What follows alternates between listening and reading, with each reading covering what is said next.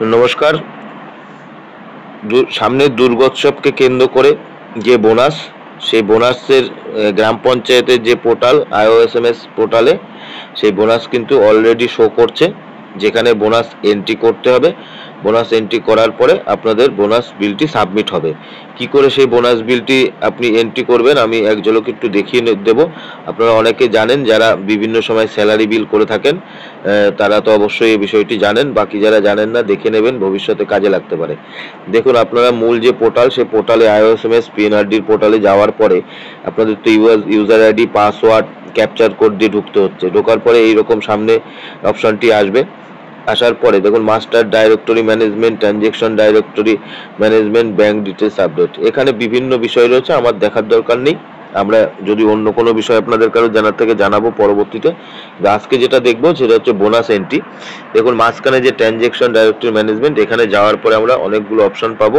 এখানে স্যালারি বিল করতে হয়, স্যালারি বিল দেখা যায়, পে স্লিপ, ফেস্টিভ্যাল, এই সমস্ত ডিটেলস এগুলো থাকে। আমাদের আজকে যেটা দেখবো বোনাস ম্যানেজমেন্ট।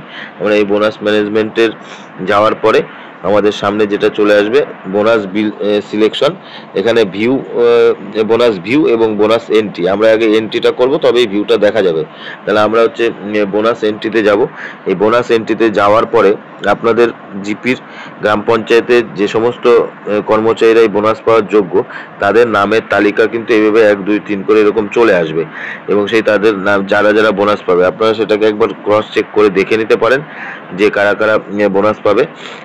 এবং তার আবার আপনাদের যেটা কাজ সেটা হচ্ছে এই অ্যাকাউন্ট নাম্বার এবং IFSC কোড, এই দুটোকে হচ্ছে অবশ্যই মিলিয়ে নিতে হবে, দেখে নিতে হবে সব ঠিকঠাক এখানে আছে কিনা। তারপরে যদি ঠিক থাকে তাহলে এই যে অ্যাকশন বোতাম যেটা আছে, এই অ্যাকশন বোতামে ক্লিক করলে এই ডিটেলসটা চলে আসবে। 24-25-এর এই বোনাসের অ্যামাউন্ট, কার নাম, কি বিষয়, সবটা চলে আসবে। আসার পরে এই যে সেভ অ্যান্ড কন্টিনিউ করে দিলেই যথেষ্ট।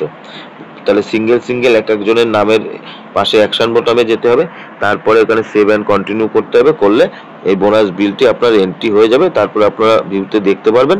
বাকি আর এখানে কোনো কাজ নেই। শুধুমাত্র আপনাদের যেটা কাজ, আপনাদের এই অ্যাকশন বোতামে গিয়ে এটা সেভ অ্যান্ড কন্টিনিউ করতে হবে। বোনাস সংক্রান্ত বিষয় ছিল এটাই আপডেট।